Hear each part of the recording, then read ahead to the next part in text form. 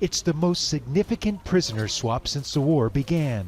215 Ukrainian soldiers released by Russia in a deal brokered by Turkey. This is definitely a victory for our state, for our entire society, and most importantly, for 215 families who will be able to see their loved ones in safety.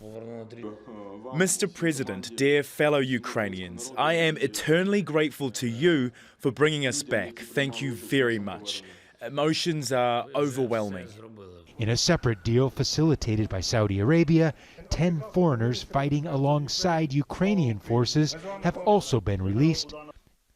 Most of the Ukrainian soldiers released were part of the so-called Azov regiment that held out for weeks defending the Azovstal steel plant in Mariupol, despite being surrounded and shelled by Russian forces. They finally surrendered in May.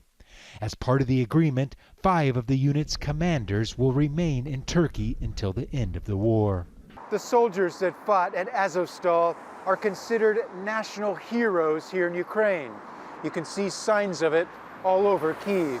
And while many were released in this prisoner swap, it's believed hundreds more are still being held as prisoners of war by the Russians. To hold up its end of the bargain, Ukraine has freed 55 Russian soldiers, as well as Viktor Medvedchuk, a Ukrainian oligarch and former lawmaker who was jailed on treason charges in the early days of the war.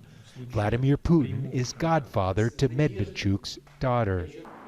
In Russia, some bloggers have criticized the Kremlin, saying it gave up too much.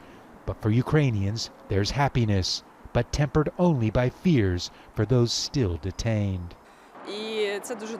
Finally, they're all free, but I think all of Ukraine is worrying for all of those who are still imprisoned. For each family, it's a huge tragedy to lose a loved one, but for those who are returning, it's happiness. While the prisoner swap is a positive sign of diplomacy, it's not expected to last. With neither side willing to compromise, the fighting rages on. Gabriel Zondo, Al Jazeera, Kyiv.